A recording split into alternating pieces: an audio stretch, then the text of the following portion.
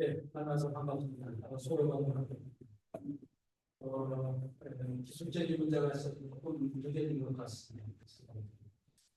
오늘 제가 여러분들한테 말씀드리고자 하는 것이 AI 시대 또 AX 시대가 있는데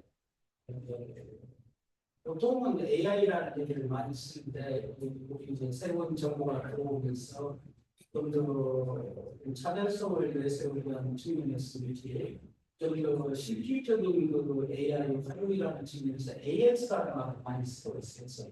일반적으로 AX는 AI를 포함하고 있다고 보시면 될 것 같고, AX는 좀 어플라이드 되었다, 적용되고 응용된 AI다 이렇게 보시면 되겠습니다.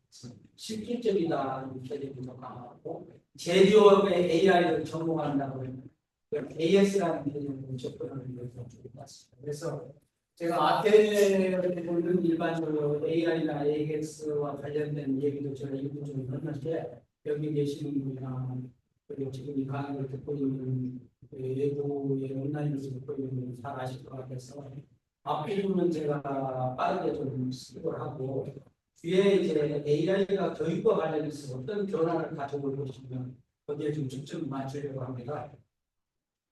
네, 지금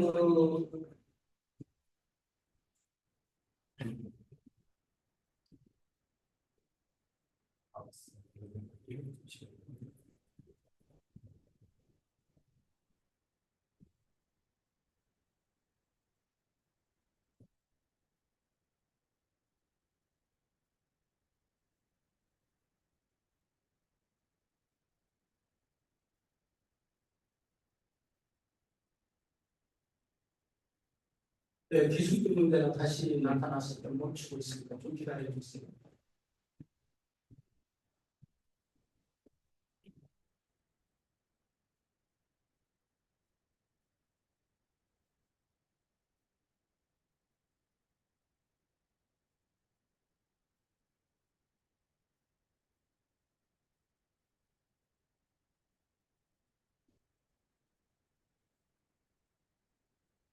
앞으로 가는 거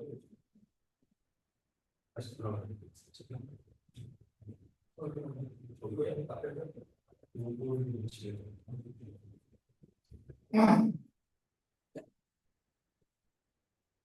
앞으로 가는 뒤로 가는 디바이스가 다르고 마우스요. 마우스도 이거는 이게 뒤로 가요. 여기 뒤로 가고 앞으로 가는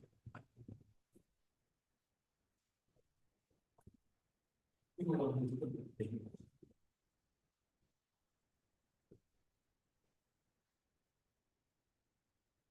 예, 그래서 오늘 그 내용은 신기술과 ESI가 어떻게 변화하고 있는가, AI, AX 시대의 생태고 환경 변화, 그 다음에 AI, AX 시대의 그 기반 교육의 현황과 과제 마무리 말씀 드리도록 하겠습니다.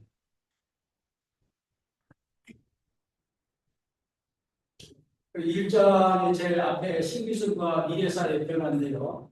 여기 보시면은 우리가 관심 있게 지켜갈 때 이런 큰 변화를 일으켜온 가장 큰 측면은 인터넷 사용의 폭발적 증가라고 봅니다. 그래서 2025년 6월 기준으로 봤을 때 전 세계 82억 정도 인구 중에서 약 모바일 사용자가 57억, 인터넷 사용자가 약 55억 6천 정도가 사용하고 있다는 엄청난 변화죠.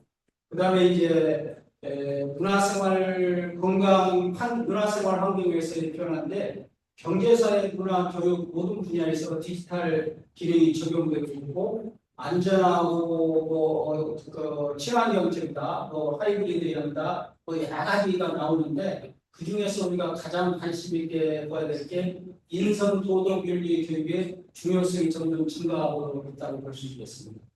그다음에 상상 사회가 도래한다, 즉 문제 해결과 가치 창출 사회, 다양한 능력을 발휘하는 사회, 언제 어디서나 기회를 여는 사회, 그다음에 마지막으로 자연과 더불어 살아가는 사회가 굉장히 앞으로 다가오는 사회라고 할 수 있겠죠. 그다음에 여러 우리 인류 나라를 논할 때 여러 얘기를 하고 있습니다만은 지금 AI가 보편화되면서 지금 우리가 얘기하고 있는데 비욘드 사피엔스라는 말을 쓰고 있습니다. 그러니까 AI에 비해서 변화된 어떤 환경, 그러니까 인류의 지능을 초월하는 쪽으로 가고 있다 이런 관점으로 보시면 되겠습니다. 제가 이건 정리한 건데요. 이게 여러 그 밑에 있는 하단에 있는 여러 자료를 제가 참고해가지고 하나의 정리된 자료가 되겠습니다.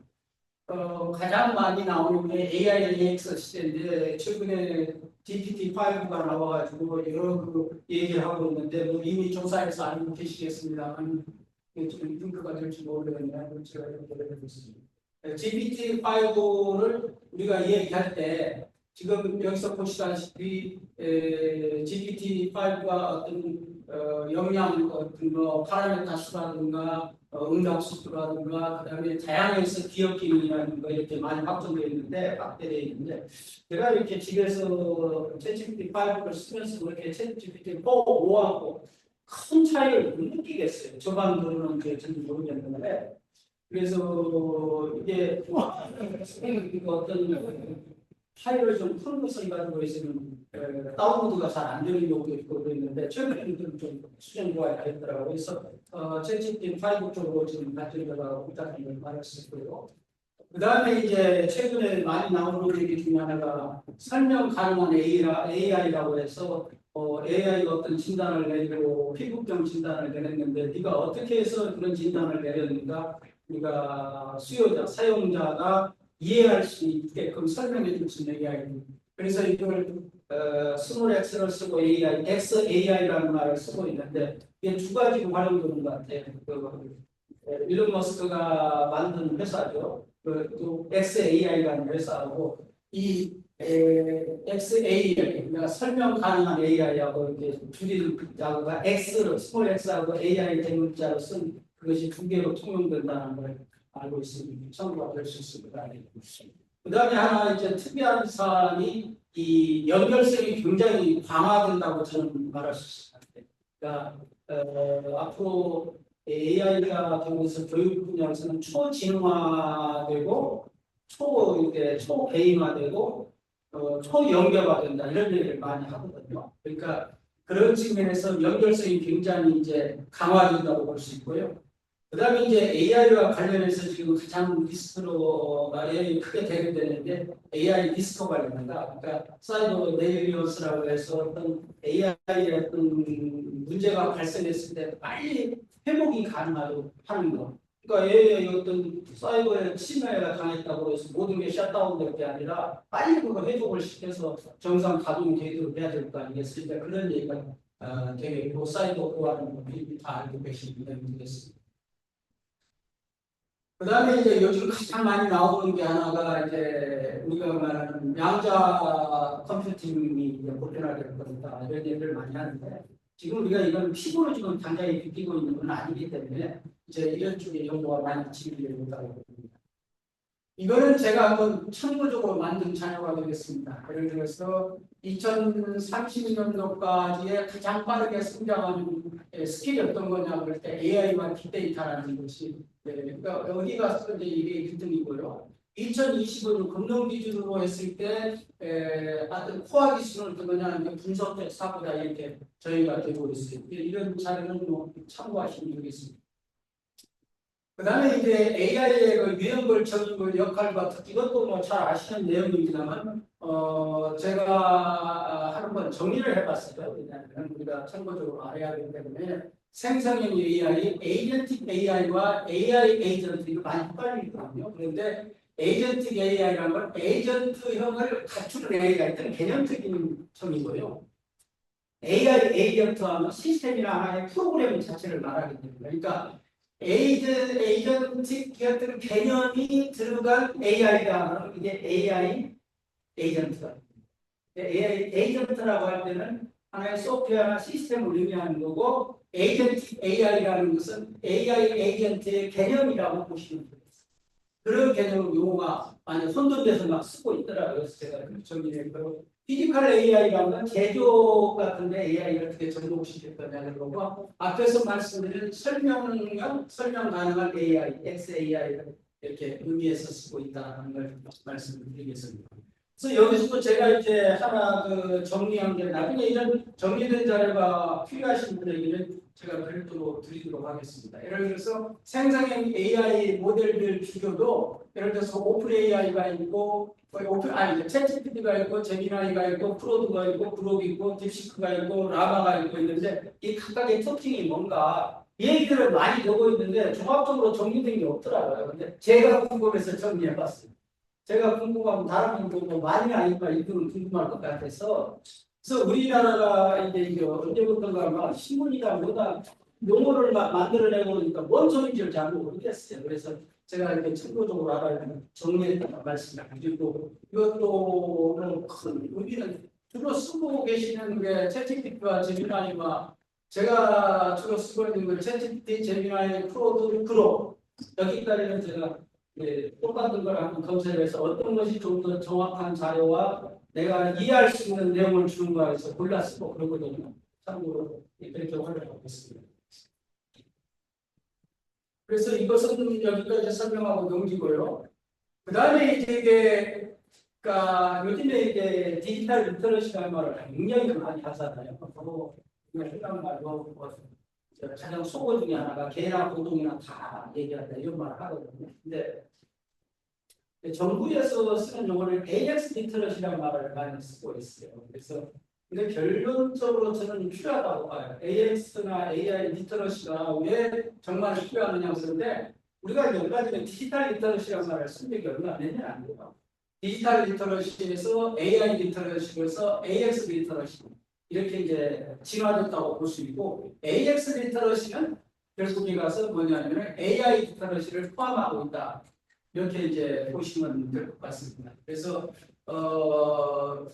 정부가 지금 추진하고 있는 AX 리터러시에서 가장 중요한 것은 저는 교육 어떤 방법이라든가 교육 정책 이런 것도 중요하지만 그 교육시킬 수 있는 내용을 어떻게 만들어내느냐가 굉장히 중요합니다. 어떤 개념적인 얘기는 이미 다 어느 정도 안다면 예를 들어서 제조업 중에서도 자동차 제조업에서 AI를 어떻게 활용할 거냐. 그 다음에 건설에서 AI를 어떻게 활용할 거냐. 이렇게 구체적인 그런 것이 나와야 기업에 적용할 수 있지 않겠어요. 그래서 그런 교육을 우리가 옛날 새마을 운동할 때 마을에서 직접 길도 닦음하면서 운동을 했기 때문에 체화되어 있거든요. 이런 식으로 중소기업이나 이런 데서 산업체에서 이제 AI를 접목하려고 하면은 결국 그 임원도 알아야 되고 그 다음에 CEO도 알아야 되고 구성원들이 알아야 할 것 같아요. 그래서 이런 것들을 어떻게 체계적으로 교육할 거냐, 교환을 어떻게 만드느냐. 그 이전에 교육과정을 어떻게 만들고 교육과정에 중에서 교환을 어떻게 교육자료를 만들어낼 제일 중요할 것 같아요. AI 리터러시나 AS 리터러시에서. 그리고 이와 관련해서 앞으로 이제 이 자격증 문제 이런 얘기를 많이 하는데 요 밑에 있는 자료는 제가 이제 한번 찾아봤어요. AI나 AS 리터러시에 관련돼서 여러 사람들이 이해한 것들을 제가 이렇게 정리를 한번 해본 거예요. 그러니까 예를 들어서 AI 리터러시 명언에서 이런 사람들이 어떤 얘기를 했는가. 그러니까 이걸 이제 우리가 한 번씩 참조해 볼 필요가 있거든요. 이 사람은 이걸 이렇게 얘기했구나. 피차이 같은 사람은 AI는 국이나 정부보다 더 깊은 의미를 가진 기술이다라든가 이런 쪽으로 이제 얘기했고요. 그 다음에 이제 퍼서비스 같은 경우도 이 기술의 혜택을 온전히 누리기 위해서는 AI 리터러시를 갖춘 사회가 필요하다. 리터러시가 전 국민을 우리가 AI화 시킨다는 것보다는 AI를 어떻게 이해하고 활용하면 할 거냐가 앞으로 굉장히 중요하다는 개념으로 받아들이고 싶습니다. 그러면 이제 두 번째 AI, AX 시대 교육으로 넘어갔어요. 저는 이제 미래 교육을 위해서는 두 가지 관점에서 우리가 항상 살펴봐야 될 것 같다. 인간은 어떻게 살아야 하는가? 살기 위해서 교육받고 교육하는 거 아니겠습니까? 보면은. 그러면 저는 여기서 세 가지를 좀 얘기하는 게 미래와 공존할 수 있는 방법을 어떻게 우리가 살아야 하는 것에서는 미래와 공존하는 방법을 우리가 알아야 되고 자연과 조화하고 기계와 공생하는 방법을 우리가 알아야 이제 접목하고 그다음에 거기에 익숙해져야 된다. 그런 말씀을 드리고 그러면은 우리는 이제 사회 문화적 관점이고 미래 교육적 관점에서 우리가 어떻게 교육하고 여기서 교육은 큰 팀입니다. 티칭과 러닝을 포함한 교육이에요. 그래서 티칭과 러닝을 해야 될 거냐 그럴 때 여러 가지 얘기가 있을 수 있습니다만은 제가 제일 중요하게 보는 것은 교육에 있어서는 진정성, 성실성을 기반으로 가슴을 통한 교육을 해야 된다. 이게 특히 AI 시대나 이런 디지털 시대에 우리는 너무 기계 중심, 기술 중심으로 교육을 해버리면은 메시지 전달은 될지 몰라도 감성을 주지 못해요. 그러니까 교육에서 굉장히 중요한 건 머리와 입을 통한 교육이 아니라 가슴과 마음을 통한 교육을 어떻게 해야 되나. 이거에 우리가 숙달을 돼야 된다는 것입니다. 그 다음에 이제 마지막 얘기 하나 드리면 미래 사회 변화에 적응할 수 있는 AI나 AX 활용 역량 강화인데 저는 이번에 어떤 연유인지 모르지만 정책적 변화에 의해서 AI 디지털 교과서가 이제 교과서라는 기회에서 학습 자료로 교육 자료로 이렇게 변화됐는데 저 개인적으로는 굉장히 아쉽게 생각합니다. 이제 뭔가 앞으로 나갈 수 있는 체계를 있어야 되는데 이것이 이제 멈추게 된다는 개념이잖아요. 그래서 이거가 미래 관점에서 보면은 빨리 이런 문제를 하나에 갈 수 있는. 그래서 이제 정책적인 관점에서 봤을 때 우리가 이제 한꺼번에 너무 많은 걸 함에 따라서 초등학교 3, 4, 5, 6, 중, 1, 2 이렇게 나가다 보니까 어떤 어려움에 부딪힐 수도 있고 거부감을 뭐 그럴 수도 있지만은 지금 생각해 보면 좀 아쉬운 것은 일부 학년만을 대상으로라도 좀 실험적으로 좀 나아갔으면 어떻겠는가. 그러면서 이게 세계적인 글로벌 경쟁력을 우리가 확보할 수 있는 찬스를 가질 수 있고요. 지금 그렇게 되다 보니까 AI에서 가장 중요한 데이터, 교육 데이터 수집이 지금 어렵게 되지 않았습니까? 그래서 이런 점이 좀 아쉬운데 앞으로 변화가 있습니다. 제가 이제 미래사에서 요구되는 역량을 얘기할 때 앞에서 잠깐 언급했습니다만 창의적 문제 해결 역량, 인간과 기계의 공생, 인간에 가까워진 로봇, 휴먼 로봇 같은 경우가 참 많이 필요하다는 얘기고요. 그 다음에 우리가 창의융합 문제에 있어서는 상황 맥락 진행이라든가 감성지능, 사회지능, 신체지능 이런 지능들이 요구된다는 것을 여기서 정리하고 있습니다. 이건 말 자체로 다 이해가 되리라고 했습니다. 그러면은 이제 에듀테크라는 말을 처음 이제 나오게 되는데 에듀테크가 왜 중요하고 필요한가? 그래서 에듀테크라는 어떤 도구를 이용함으로써 교육의 품질 향상, 접근성 향상, 다양성 확대, 즉 말해서 기술을 통한 교육 서비스의 향상을 가지고 올 수 있다는 겁니다. 그러니까 우리가 교육에 있어서 어떤 기술적 도구가 인간을 초월할 수는 없다고 봐요. 다시 말해서 아무리 AI가 뛰어난다 하더라도 선생님을 뛰어넘을 수는 없다고. 결국 선생님이 AI를 어떻게 활용하느냐, 이용하느냐 이런 것이 결국 교육의 질을 좌우하지 AI만이 교육의 질을 좌우하지는 결코 않는다. 그래서 에듀테크는 결국 교육과 기술의 결합이라고 할 수 있지만은 특히 에듀테크 서비스를 구분해 보면 콘텐츠, 플랫폼, 네트워크, 디바이스의 네 가지 관점에서 우리가 볼 수가 있어요. 근데 이런 것들이 굉장히 빨리 변화하고 있는 것 중에 하나가 결국 사회적 변화. 그 다음에 요즘에 이제 그런 빅블러라는 말도 있잖아요. 경계에서 무너져 버리는 거죠. 사회적 변화하면서 사실 지금 온라인 교육과 오프라인 교육이 거의 구분이 없어요.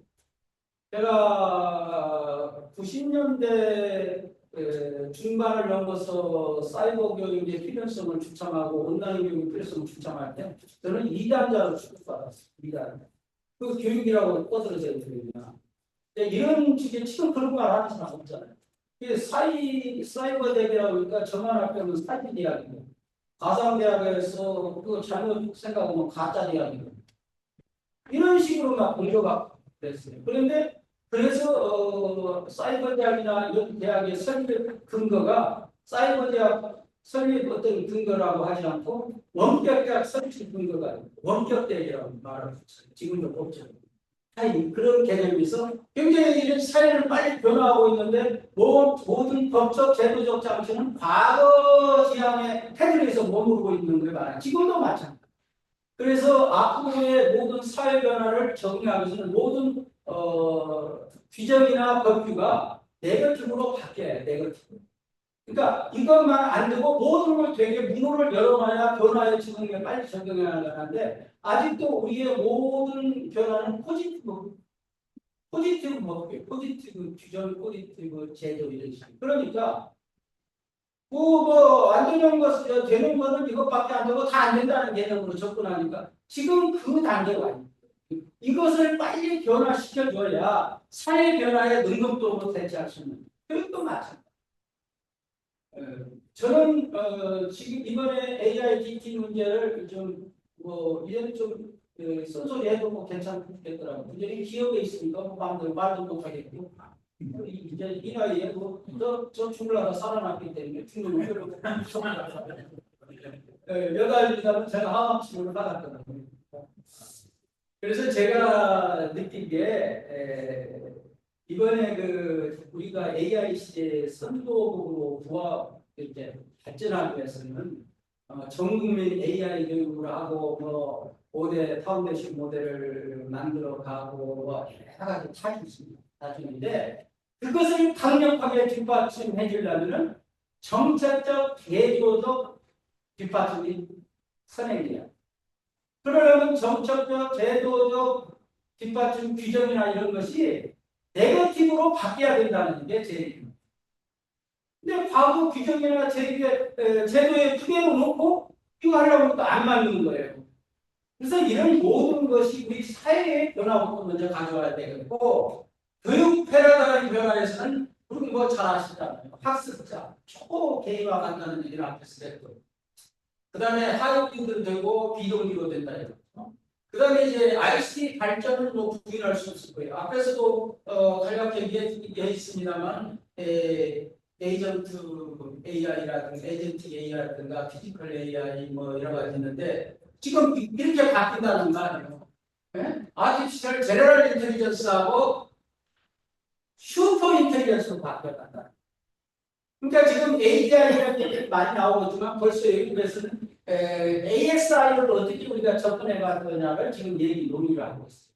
이런 시대로 막 발전적으로 나가는데 법과 제도가 지금 못 따라오고 있는 거 아닌가.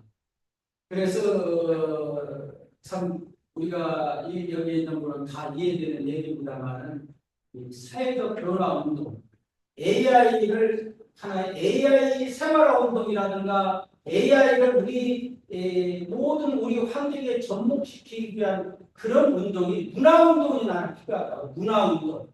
네? 그냥 제조업의 AI, 교육의 AI 하나 더 중요하면 더 중요해요. AI를 하나의 문화화하는 운동이 필요하겠다. 저는 그런 생각을 갖게 합니다.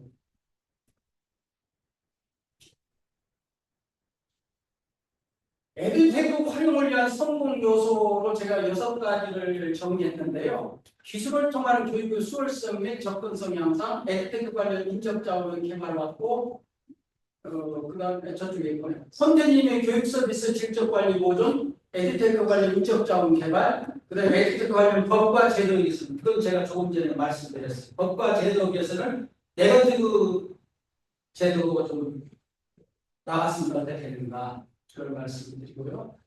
글로벌 소통과 협력인데 과연 지금 우리가 AI가 지금 이런 방향으로 나갔을 때 글로벌 협력과 가능한 것인가? 제가 영국의 벡트라든가 미국의 ST 같은 컨퍼런스 전시에 가보면은 MS 가져와서 발표한 사람들이 MS가 발표하지 않아요.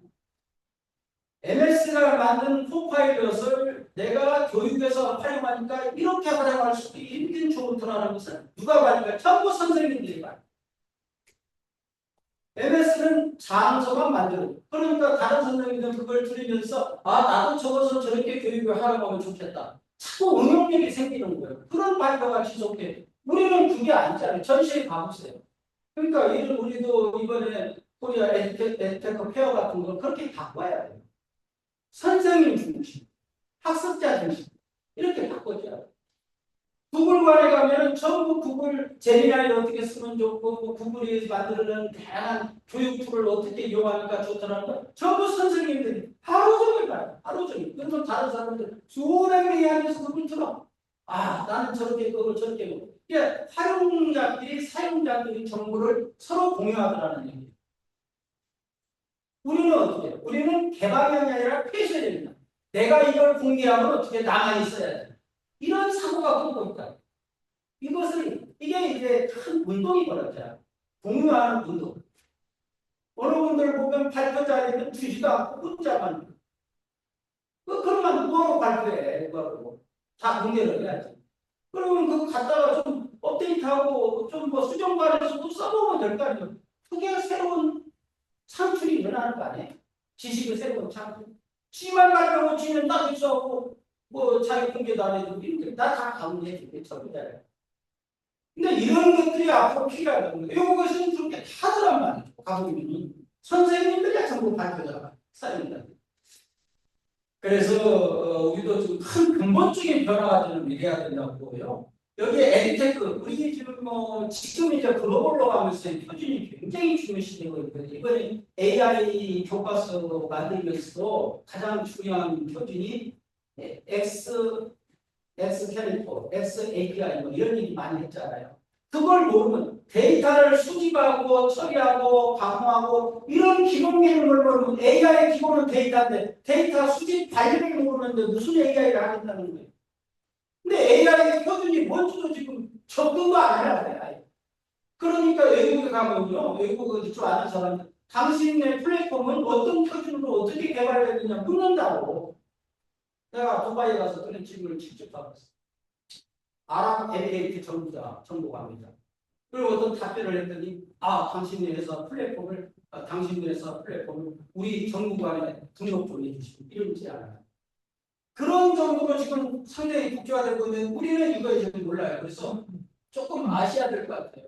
지금 교육정보기술 표준은 크게 콘텐츠 솔루션 서비스 측면에서 접근성, 왜 필요하냐, 비용 절감, 상호 연결성, 그 다음에 상호 호환성, 상호 운영성, 재사용성 이런 것을 어떻게 높일 거냐. 그러면 그거 높여서 비용 절감이나 좌우 운용 서비스 개선을 하겠다는 겁니다. 지금. 그래서 이런 표준을 위해서 움직이고 있는 기관들이 지금 이제 대표적으로 이거거든요. 지금 ISYC, JTC, NSC 30명 열리고 있는 지금 9월 달에 지금 여기가 있죠. 그런데 지금 22개국은 투표권을 가지고 있고 27개국은 없어도 자격으로 참여하고 있는데 여기 보세요. 이런 데서 굉장히 다양한 워킹그룹들이 움직이고 있거든요. 지금. 이런 워킹그룹 같은 데 참여하고 자료도 공개된 아주 고급 정보들이 많이 있거든요. 그것도 보고가 그래야 되는데 이런 게 있는지 들어가 보려고도 안 해요. 가장 쉽게 들어가서 볼 수 있는 어떤 변화가 오고 있는 거 여기 들어가면 돼요. 웹사이트 연결되는지 모르겠는데 위키피디아 연금판에 들어가서 보시면은 다 정리가 돼요. 회의 끝나고 나면 이걸 정리를 시켜요. 그러니까 여기서 어떤 것들이 이루어지고 있는가를 좀 아셔야 돼요. 여기서 이제 대표적인 것들 중에 예를 들어서 최근에 이제 많이 나오고 있는 게 이머징 테크놀로지 같은 경우 이런 경우가 지금 AI에 포함하고 있거든요. 그래서 이런 표준에 대해서 관심 있게 알아야 되고 사실 우리나라가 여기서 중요한 역할을 하고 있어요. 그래서 이제 제가 이쪽 활동을 이제 한 20년 하다가 20년 지나고 나서 나이 70이 넘어가면서 후배한테 이제 이걸 관리하고 있습니다. 저는 이제 지켜만 보고 있고 다른 관계가 참조하지 직접 활동을 이제 하지 못하고 있습니다. 전에는 1년에 2번씩 3월 오프라인으로 모임을 했어요. 근데 지금 주로 온라인으로 많이 하는 것 같아요. 이거는 이제 교실에서 챗GPT 그러니까 AI, AX 사용의 여러 가지 전략인데 생성형 AI 같은 걸 쓸 때 교육 데이터 기반 학습을 어떻게 향상시킬 거냐, AI를 통해서 생산성을 어떻게 향상시킬 거냐, AI가 콘텐츠를 생성하고 어떻게 조직하게 할 것이냐, 그 다음에 부정행위와 표절에 대해서 어떻게 해야 할 거냐, AI가 학습 격차를 해소하도록 어떻게 할 것이냐, 이런 점에 굉장히 관심을 가져야 되는데 요걸 한번 보시면 도움이 될지 모르겠네요. 네. 지금 예를 들어서 에듀케이션 어떤 렌즈를 통해서 챗GPT를 봤어요. 어떻게 활용할 거고 챗GPT라는 게 무엇이고 AI는 AI 챗봇이 무엇이고 그다음에 챗GPT가 무엇이고 이런 걸 쭉 설명하는 자료거든요. 하나하나 클릭하고 들어가면 볼 수 있어요. 이게 다 자료가 다 이렇게 다 링크돼서 들어가요. 그러니까 예를 들어서 이거 클릭하면 여기에 관련된 자료가 이렇게 볼 수 있는 자료가 있어요. 제가 레퍼런스 할 수 있게끔 드린 거니까요. 그렇게 하시면 되겠습니다.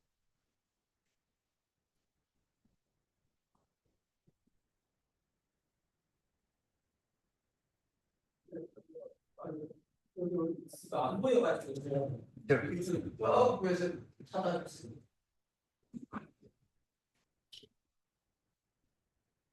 그다음에 이제 상위 8개 교육 트렌드라고 해서 예를 들어서 여기 지금 정리한 거죠. AI, AX의 환경 변화와 필수 역량에 있어서 가장 이제 중요한 것이 저는 조금 계좌화 학습. 그다음에 평생 학습과 업스킬링, 또 리스킬링이라고 하고 있죠. 그다음에 글로벌 협력 학습, 교육의 인공지능 적용, AI 적용이죠. 사회 정서 학습. 이제 AI가 보편화되면서 가장 중요시 여기는 게 사회 정서학습이에요. 그래서 요즘에 이제 우리가 AI의 데이터를 논할 때 주로 인지 데이터, 지식 데이터를 중심으로 얘기하고 있죠. 지금. 학습 데이터가 주로 그런 거잖아요. 근데 앞으로 진짜 중요한 데이터는 행동 데이터, 감성 데이터예요. 지금 행동 데이터와 감성 데이터는 나중에 AI의 윤리교육과도 직결돼요. AI 윤리교육, 도덕교육으로 직결되는 게 행동 데이터와 감성 데이터. 이런 데이터를 어떻게 체계적으로 수집할 거냐. 그런 거가 지금부터 하지 않으면 안 되거든요. 누가 먼저 그런 좋은 자료를 많이 확보하는가 할 때, 바로 이번에 AIDT 같은 경우가 그런 데이터를 확보할 수 있는 좋은 체계를 이제 참 아쉽지 않아요. 여기 있는 분은 다 그렇게 생각을 하거든요. 그 다음에 이제 여러 가지 영양 기반 교육이라든가 스템이나 뭐 스템 교육, 스템 교육, 스팀이라는 건 A가 들어가면서 R가 추가되는 것을 얘기하고 그 핵심 역량을 제가 넘어가도록 하겠습니다. 근데 지금 미래의 스프링이라는 것이 요즘에 뜨고 있는데 여기 보시면은 스프링은 점점 확대되고 있다는 걸 전제가 있고 그 다음에 여기에서는 에듀케이션을 아웃소스, 결국이니까 교육의 모든 컨텐츠나 교육 그 자체, 티칭이라는 자체가 아웃소싱되는 경우가 굉장히 많아요. 그런 쪽으로 발전해 나가고 있다는 겁니다. 그 다음에 하나의 학교 자체도 하나의 러닝 허브로서 역할을 하는 거지, 거기가 그냥 교육만 하는 게 아니라 하나의 네트워크 허브라고 보시면 돼요. 그 다음에 이제 모든 학습이 러닝 에즈 유고, 러닝 에즈 유고. 이제 뭐 어떤 공간이나 장소가 필요 없고 그냥 다니면서 언제 어디서나 걸어 다니면서 우리가 학습하는 그런 시대에 오고 있다는 거죠. 그러니까 여기에 맞게끔 무슨 교육 제도나 방법 그런 것들이 바뀌어가야 된다는 걸 전제를 하고 있습니다. 그래서 여기서 이제 얘기할 수 있는 게 AI, AX 때 에듀테크 서비스 발전 방향이 5분 남을 때 얘기 좀 해주세요.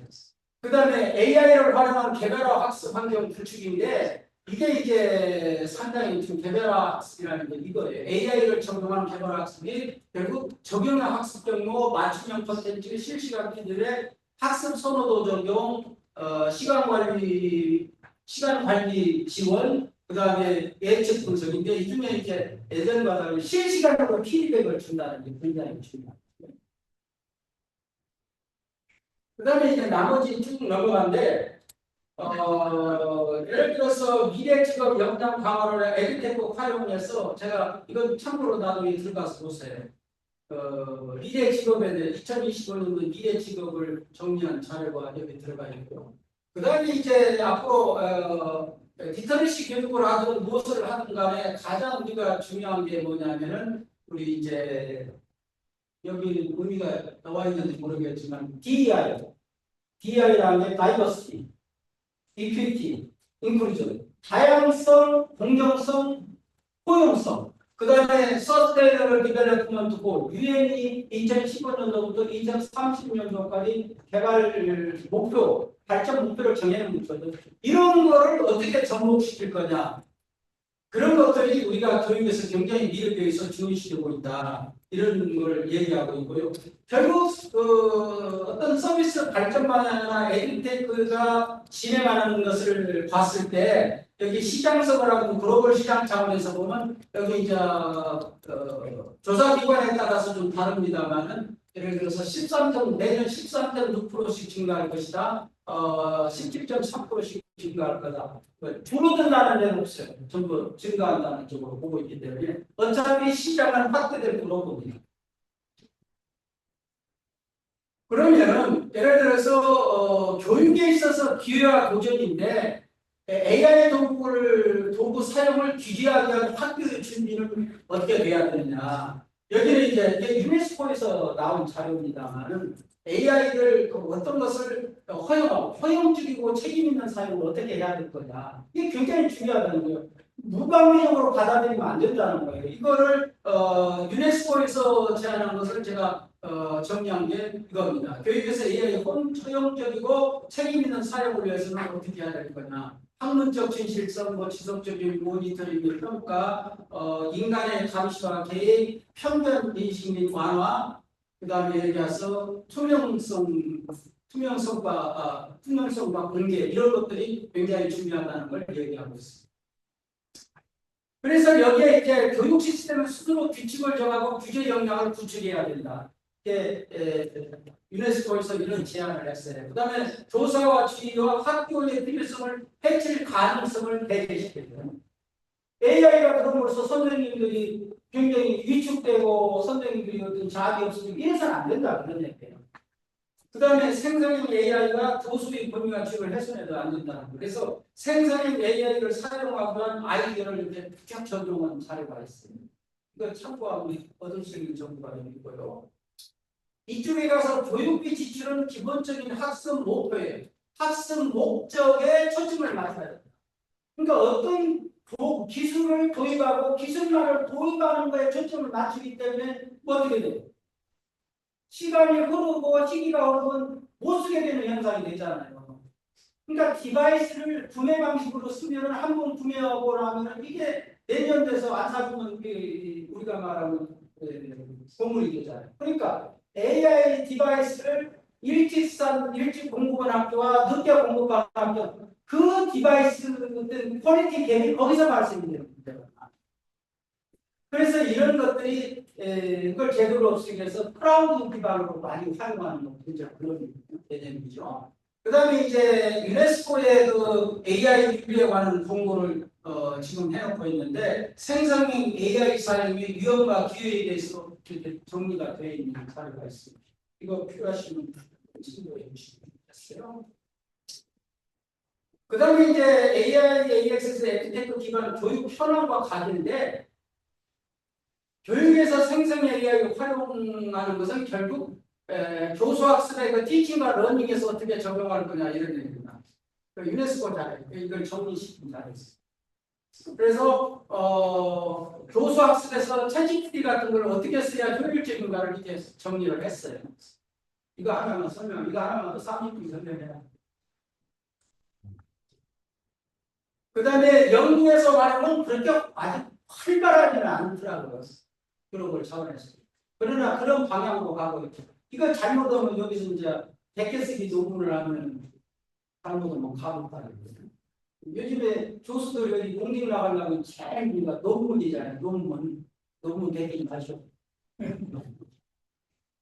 그러니까 옛날 사고를 가면 그러니까 세상은 변하는데 옛날 사고의 성질이 설마 이걸 알겠는가? 내가 그랬잖아요. 초연결 사회가 왔다니까. 초연결 사회라는 거 이제 모르는 게 없어. 니나 나나 다 알아. 자기만 알고 있는 것 같지만 인터넷 쓰고 뭐 검색하고 그러면 나오잖아요. 설마 이게 나오겠어? 그 수기다 자칫나. 그러니까 아예 공직에 나갈 사람은 이실직고를 하면 돼. 내가 이거 잘못했고 이거 잘못했고 얘기하고 앞으로 안 할 테니까 날 학시키십시오. 이렇게 하면 되는데 그걸 숨기다 들켜버리니까 안 돼. 날 시키면 나는 그렇게 하겠어. 내가 이랬어 있을 때 그랬어요. 아니 국회의원들 지적받을 거 뻔히 알거든. 왜 알려주더라. 미리 자료조사를 하거든. 질문할 내용이 미리 말아요. 그러면 이렇게 잘못된 거 있으면 이거 잘못했습니다. 이거 잘못했습니다. 그런데 저에게 6개월, 아니면 1년의 시간만 주십시오. 반드시 수정한 것을 보고 드리겠습니다. 그러니까 질문을 하고 위에 종이 올 질문지가 있다고 좀 밑으로 의시라. 내가 미리 잘못했다고 하는데 죽일 거였어. 그러니까 우리가 교육하는 사람은 첫 번째 진실해야 돼. 진실해야 돼. 진실하지 못하면 교육 분야에 있기가 좀 힘드는 시대가 오고 있어. 진실해야 돼. 이제 학생들도 다 알고. 전에는 선생님은 뭐 수기도 모르잖아요. 선생님 하고 있는 거예요. 일거수 일투족을 다 알는 시대가 됐잖아요. 그 다음에 여기 이제 연구를 또 한번 열어는 봐야겠죠? 이런 내용.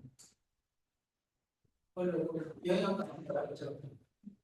그 다음에 도전과제와 윤리적 의미, 이건 윤리적 의미가 굉장히 AI가 나오면서 중요시되고 있어요. 그 다음에 이제 교육기관의 생산형 AI 적용하는데 제가 여기에 기계를 썼죠. 이런 것들은 뭐냐면요. 내가 내 전공이 무슨 언어 교육이고 영어인데 수학인데 여기에 관련된 AI 어떤 플랫폼이나 도구가 뭐가 있지? 이런 궁금할 수 있잖아요. 그럴 때 여기 이걸 인터넷 들어가면 될지 모르겠는데 이게 누르면은 이게 떠요. 그래서 여기 가서 검색을 해볼 수 있어요.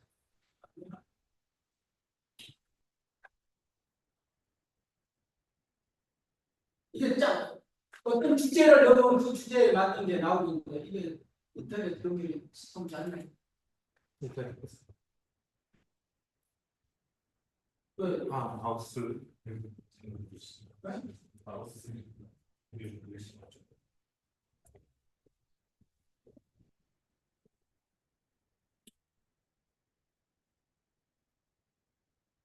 실질적으로 우리가 지금은요, 내가 모든 걸 나 혼자 하려고 하지 마시고 다른 사람들이 어떻게 하고 있는가, 글로벌에는 어떤 정보들이 있는가, 이걸 꾸준히 추적해야 돼요. 가끔 해서는 안 돼요. 저 같은 경우에 제가 한 7개 정도의 온라인 저널이 잔자거든요. 테크놀로지, 교육, 뭐 이런 거 관련 것들이죠. 그러면 그걸 제가 새벽 5시에 일어나면 스마트폰에서 이렇게 쫙 보고 이걸 좀 정리했다가 제가 이제 언제 사용하냐면 이건 영양가 있는 자료다 그러면 이제 아침밥 먹고 나서 그걸 보면서 제가 정리 작업을 들어가죠. 그거는 제가 지금 발표할 때도 쓰지만 내 자신은 디벨롭을 내 자신은 역량 강화를 위해서 활용하는 거예요. 그 굉장히 중요하다고 저는 봅니다.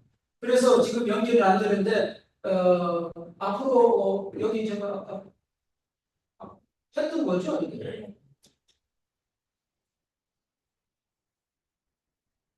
아까 이거 하나 말았는데 요거 나중에 클릭해서 제가 전부 연결시켜 놓은 거거든요. 이거 아쉽잖아요. 이거 하나 들어갈까요? 이렇게. 여기 이제 가장 최근에 AI 툴을 찾아보는 거죠. 어떤 게 있는가. 그래서 키워드를 주고 찾으시면 돼요. 애니메이션을 키워드를 줘서 찾아주세요. 이런 개념에 이거 좀 준비해 주세요. 제가 닫겠습니다. 네. 그래서 이거와 관련된 여러 가지가 있지만 여기에 챗GPT의 무한한 잠재력과 사용 방법에 대해서 나온 자료가 있기를 제가 좀 정리한 것들입니다. 그래서 무한한 잠재력과 역할, 그다음에 교육자들이 챗GPT를 사용하는 방법 이런 걸 제가 정리를 한번 해봤어요. 그러니까 아마 참고가 될 수 있는 내용일 거예요. 더 깊은 내용을 보려면 제가 이런 웹사이트 주소까지 제공해 줬으니까 여기 들어가서 이렇게 요약한 걸 안 하고 원문 그대로 보실 수도 있어요. 이거 하나씩 하나씩 정리하는 거 만만치 않아요. 예, 지금 이랬다는 말씀드리고요. 그 다음에 이 자료는 하도 챗GPT가 뭐 이제 오페라되고 막 개랑 어동이나 다 쓰고 그러니까 나도 챗GPT에다 요걸 한번 넣어봤어요. 교수와 학습의 생성형 AI가 어떻게 접목될 수 있느냐를 챗GPT가 알려준 내용을 제가 정리한 거라고 보시죠. 그러니까 지가 지금 정리한 거지. 이렇게 막 재밌게 한번 해보는 거예요. 그래서 기회 요인, 장벽이 뭐고, 우선순위가 뭐고, 도전과제가 뭔지를 물어보는 거가 되고요. 그 AI의 긍정적, 부정적 측면인데, 이 긍정적 앞에서 다 나온 얘기가 하나 요약됐다고 보시면 기회와 장점이고 위험과 도전과제가 무엇들이 있는가를 제가 정리한 그런 내용입니다. 그래서 가장 교육에서 중요한 건 맞춤형 학습이라는 게 중요할 것 같고 실시간 피드백, 조사 업무 경감, 언어문학 장벽 완화 요즘에 실시간 이렇게 통번역이 다 되기 때문에 지금 사이버 대학 같은 데서는 목표 강의 같은 걸 그냥 풀어다가 인데그리 시킬 수 있는 단계까지 가. 전에는 시차를 두고 번역하거나 번역기를 그냥 그러잖아요. 지금 리얼타임으로 다 되기 때문에 굉장히 편해졌어요. 지금 이런 것들을 교육에서 어떻게 활용할 거다. 그런 앞서가는 대학이 있는가 하면 옛날 얘기만 하고 옛날 방식으로 간 데가 많죠. 그러니까 이제 이런 것들을 빨리 해서 특히 장애 학생들, 원격지 학생들에게 어떤 교육 격차를 없애줄 거냐 이런 얘기가 있고요. 부정적인 데이터 프로그램이라든가 의존성 증가, 편향 문제, 이 편향 문제는 특히 알고리즘과 관련해서 문제가 많이 있거든요. 알고리즘의 데이터가 편향된 데이터가 나오면 편향된 결과가 나올 수 없어요. 그래서 데이터 있는 게 중요하겠죠. 인간적 상호작용, 우리적 감수 이게 제일 문제라고. 기술이 너무 들어옴으로써 인간적 상호작용이 줄어드는 문제가 있다. 그러면 결론적으로 우리가 이제 고민해야 될 게 미래 교육 방향이니까 결국 민간용신을 ABI 교육을 어떻게 할 거냐. 그래서 여기 나오는 게 윤리 비판적 사고 중심 교육을 윤리 비판적 사고. 두 번째 AI, AX 리터러시 기반 핵심 역량을 어떻게 강화시킬 거냐. 이거 한다는 얘기는 내년부터 하겠다. 이런 얘기는 지금 많이 나오고 있잖아요. 어떻게 할까? 어떻게 무엇을 한다는 얘기는 나왔는데 더 중요해. 어떻게 할까? 이거 심각하게 생각해야 되는데 이 정책 결정권자들이 너무 쉽게 보고 있는 거 아닌가. 그리고 이거는 정부 혼자 할 수 있는 게 아니잖아요. 이게 민간이 적극적으로 거기에 같이 인volve 되지 않으면 성공할 수 없어요. 근데 민간을 어떻게 민간 영역이 협력 모델로 갈 거냐는 얘기는 지금 아직 크게 흘러들지 안 되고 있어요. 저변이 민간 차원에서 움직였을 때 속도가 빨라지잖아요. 그래서 좀 아쉬운 게 이런 어떤 정부 정책의 커미티를 만들고 어떤 협의체를 만들 때 정말로 좀 실수요자라든가 기업에서 이런 데에 그냥 후보질질이 피부로 느끼고 있는 사람들이 그런 데 좀 들어가게 해야 되는데 우리나라 사회가 말이야. 자기 중심 사회야. 자기하고 친한 사람 자기 중심 이렇게 하다 보니까 그냥 의견이 모아진다. 나는 이게 제일 아쉽다. 정말 실력이 풍만한 사람이 들어가서 자기 소신을 이어갈 수 있는, 얘기할 수 있는 커뮤니티나 위원회가 돼야만 발전적으로 가지 않겠어요. 근데 기업 누구 대표가 들어오면 지 기업을 위해서 한다? 응? 무슨 생성형 AI를 쓰면은 미리 그걸 알려주고 뭐 그렇게 되면은 AIDT 개발하는 회사는 교육하지 말아라. AIDT 개발하는 회사가 교육하면 판매를 목적으로 하기 때문에 그 회사는. 그럼 AIDT 개발한 경험이 없는 회사가 가서 교육하면 뜬구름 교육밖에 더 하겠어. 이런 문제가 큰 걸 보라 이게 큰 거를. 어디 하다가 꼭 쓰려고. 어디 갔어요? 야, 이거는 그래 전생에 맞춤형 학습 체제 구축이고, 그다음에 전생에 맞춤형 학습 전생에. 그러니까 우리가 데이터의 연계성을 가져야 된다는 거. 얘가 초등학교, 유치원, 초등학교, 중고등학교 데이터가 축적되어 있을 때 거기서 걔를 아까 성향을 알 수 있는 거 아니에요. 고등학교 때 가서 공부 좀 못한다고 걔가 영어리 못하냐? 좀 놀아서 못하지. 그러면 걔 잠재력이 있는 거고. 그런 걸 정도로 해서 이걸 키워줘야 되는 개념입니다. 그래서 아리조나 스테이트 유니버시티에서 알렉스 PPT라는 것을 쓰는데, 우리나라에서 알렉스라는 아리조나 스테이트 유니버시티 사례를 많이 얘기하는데, 거기서는 수학의 수준을 측정해서 어떻게 어디에다 배치하고 어떻게 할 거냐 이런 것을 봐요. 그런데 활용합니다.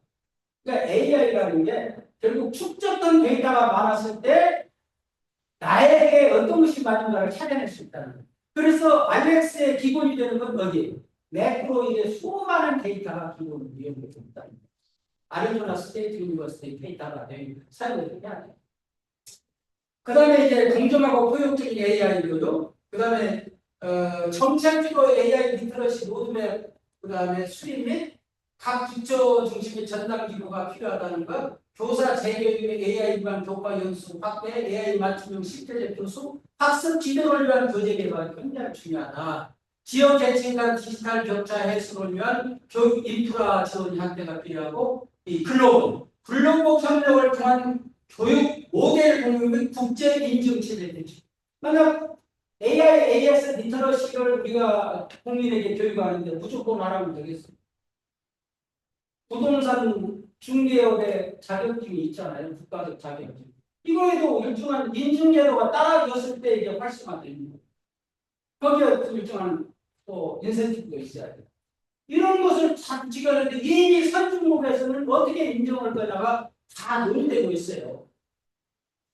지금. 어딘가 참고자가 게 있을 텐데. 그래서 이 자료는 기존의 AI 기반 교육 트렌드가 어떻게 할 거냐. 확실성이 높은 7가지 트렌드, 확실성이 낮은 7가지 트렌드, 뭐 이렇게 정리했는데 완벽하게 제가 동의할 수는 없겠더라고요. 이 자료는 여기 에듀텍 커브라는 기관에서 만든 프라이빗 기관인데 그렇게 정리해서 내놨는데 뭐 우리가 다 알고 있는 것들을 좀 정리한 것 같아요.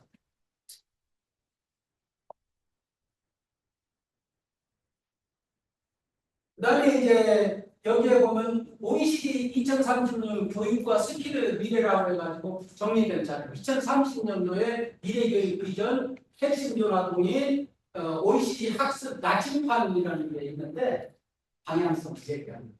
그래서 내가 항상 지금 강조하는 교육의 방향이 뭐냐면은 내비게이션 방식의 교육을 하지 말아야 돼. 정해진 길을 가게. 뭐냐? 이제는 나침판식 교육, 탐구적 교육을 해야 된다. 이걸 얘기하고 있습니다. 여기서 특히 강조되는 게 교육 설계 원칙이에요. 학생 중심. 이제는 학생 중심 설계인데 앞으로는 AI의 도움을 받아서 학습자 스스로 자기의 학습 여정을 만들어가는 그런 시대로 가자.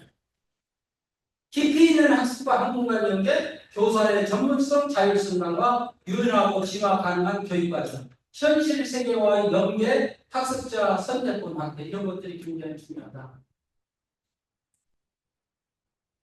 이제 마지막 사항인 것 같은데요. 다양한 신규 교육 모델과 차별화는 다양한 교육 모델이 계속 나오고 있잖아요. 어쩔 수 없죠. 그런데 이제 이것을 어떻게 잘 활용할 거냐가 중요하고요. 온오프라인 교육을 통한 성교육자 재숙련 및 고도화 교육을 정부 차원의 적극적 지원이고, 저는 두 번째가 굉장히 중요하다고. 교육 현장의 에듀테크 수요에 따른 기술 개발 지원, 민간 에듀테크 역량과 교육 자원을 활용하기 위한 민간과 공공부문 및 학교 현장과의 긴밀한 협력. 우리는 암암리에 이것을 육성하는 게 아니라 자녀하는 허들이 너무 많아. 제가 공공기관의 한 공공 영역의 47년의 여정 중에서 공공 영역에서 35년을 있었고 프라이빗 영역에 가서 12년을 있어봤는데 제일 아쉬운 게 그겁니다. 민간 영역에서는 어떤 얘기를 막 반대로 할 수가 없어. 혹시 기업에 불리기 올 수도 있지 않을까. 그런 생각이 아마도 든 것 자체가 그렇잖아요. 좀 뭐야 발전적이지 못하다고 보는데, 그러니까 어떻게든 민간 영역을 많이 육성해가지고 나는 그 연구의 모델을 정말로 부러워. 연구 모델. 연구원요 베트라는 교육 컨퍼런스나 전시회를 교육부가 한 게 아니에요. 상무부가 해요. 그러면서 교육부 장관이 거기는 이제 국회의원이 교육부 장관을 겸직하고 와서 기조 강연을 하는데 우리는 상무부가 인이스 모델을 만들어가게끔 어떻게 우리가 도와줄 거냐가 자기네들이 인물하고 놀랬어요. 그래서 그러다 보니까 영국은 시장 윤리가 굉장히 낮추잖아요. 그래서 용어 같은 걸 시장을 선점하기 위해서 에디텍이라는 용어도 영국에서 나와요. 우리는 이제 에디텍가 뭐 방역 문제가 생각나니까 뒤로란 말을 넣지만 그래서 이런 것들이 굉장히 민간하고 공공하고 협력하는 걸 최우선적으로 육성해야 된다고 보고요. 그다음에 서비스 호환성 및 호환성 및 기능성 향상인데 아까 그랬죠. 제가 SLP 같은 경우를 어떻게 잘 할 수가 있고 이거 지금 제대로 교육을 해줘야 돼. 이것만 가지고도. 근데 이거 교육을 제대로 하는 거 없잖아요. 그냥 개발이나. 시간만 있으면 그런 사례를 제가 콜롬비아에 가서 겪은 사례를 얘기해 주고 싶은 부분인데 어쩔 수 없죠. AI 기반 맞춤형 적용형 학습 도입을 때 인지 데이터, 행동 데이터, 감성 데이터 그다음에 지금 이제 국가 AI 파운데이션 모델. 내가 이거 국가 파운데이션 모델을 분석하면서 야, 수많은 거기에 컨소시엄 회사들이 있는데 교육 관련 회사는 업스테이지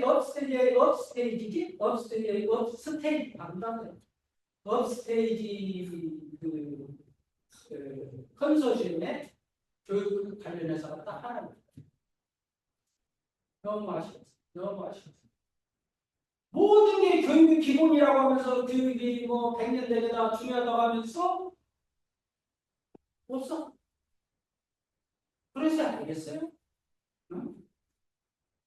그건 우리 교육의 전 분야를 그렇게 높게 사회적으로 높게 안 보는지는 모르겠지만은 그러나 교육은 우리는 과거를 지향하는 게 아니라 미래를 지향하고 지금 조금 부족하고 소홀하다면 미래를 위해서는 굉장히 중요할 수 있거든요. 그런 점에서 저는 굉장히 이걸 보면서 아쉬웠어요. 다른 거는 다 잘 나갈 수 있다고 보지만 교육 쪽에 회사가 하나밖에 안 들어가 있다는 데에서 저는 굉장히 실망이 컸어요. 그 다음에 개발 클라우드 상생 글로벌 협력, 에듀테크 관련 법과 제도, 아까 법과 제도는 제가 충분히 말씀드렸고요. AI 시대 에듀테크 기반 교육 발전 모델을 위한 수립된 전략을 선도하고 시행인데 그러면 작년도에 재작년도에 AI를 육성하기 위해서 정부가 10년을 들어서 만들어놓은 각종 제도는 어떻게 됩니까? 아무 얘기가 없어. 그럼 단절할 거냐? 왜?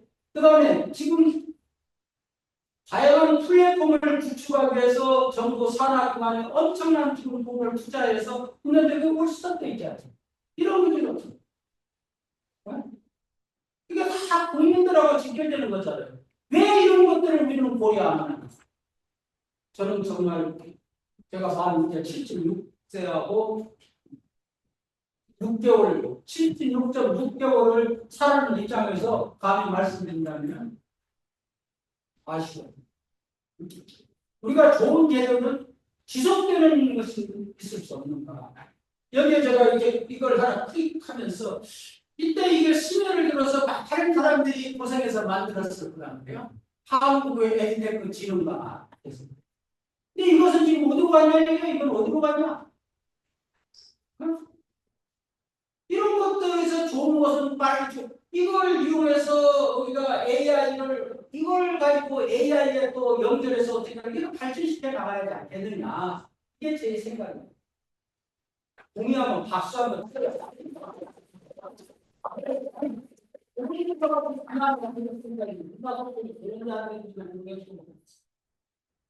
그래서 저는 개인적으로 아쉬운 점이 많아요. 내가 10년만 잘못하면 조금 더 하고 싶은 얘기가 많은데 지금 이 나이 와서 한번 죽을라다 살아나보니까 암하면 걸려보세요. 아이고. 그런데 이제 나았으니까 제가 이런 얘기를 하는 건 정말 힘들어요. 그러니까 두려워요. 내가 조금 어떤 거를 오버해서 나가는지 두렵고 피하게 돼요. 아무튼 그렇지만 우리가 갈 건 가야지 않겠군요. 그런 소식을 갖고 있습니다. 이거는 제가 이제 제 개인적인 생각을 정리한 건데, 예를 들어서 AI 리터러시나 디지털 리터러시와 같은 교사와 학생, 학부모의 디지털 역량을 어떻게 강화시킬 거냐. 교육 자원과 서비스 글로벌 공유화 개방을 필요가 있습니다. 그 다음에 운영관리 서비스 보드와 에듀텍 기술을 사용해서 그렇게 하고, 그 다음에 디지털 전환을 통해서 연결하는 서비스와 신규 서비스의 적절한 자, 이것도 말합니다. 과거의 정책과 현재의 정책을 어떻게 잘 조합할까? 우리는 기업들은 정부가 제안해주는 과거의 정책을 놓고 했지 않았어요? 많은 돈을 투자하고 나는 직접 AI, DT 개발에 관계했던 사람이에요. 응? 기업에 따라서 수백억씩 투자했단 말이에요. 기업이 무슨 죄가 있어? 기업이. 남은 나라만 기업이 돈을 먹고 있고 기업이 세금 안 내면 그거 누가 살아갈 수 있어요? 나는 기업에 가서 느낀 게 대한민국 진정한 애국자는 기업가다. 그 중에서도 중소기업을 하는 사람이다. 처절하다. 그걸 저는 느꼈습니다. 지난 35년 동안에 공교육에서 정부로부터 받은 돈을 어떻게 감사에 걸리지 않게 잘 쓸 거냐만 생각했는데 기업에 가보니까 돈을 못 벌면 직원을 내보내고 월급을 줄이고 이런 식이 벌어지더라는 게 얼마나 처절한 거예요. 그걸 피부로 느끼면서 기업하는 사람을 저는 진정으로 존경하게 됐고 지금도 존경합니다. 이영세가 존경합니다. AXC에서 교육의 경쟁력과 역량 확보는 결국 교육 혁신인데 제가 교육 혁신은 전환과 AI나 테크놀로지 전환도 중요하지만 무엇보다 저게 마음의 전환, 마인드 트랜스포메이션이 같이 가요. 특히 교육에 있어서는 내정한 교육자가 되지 말아요. 차가운 사람, 차가운 교육자가 되면 끌어안는 교육자가 내치는 교육자가 아니라 끌어안는 교육자. 그게 가슴과 마음이 중요합니다.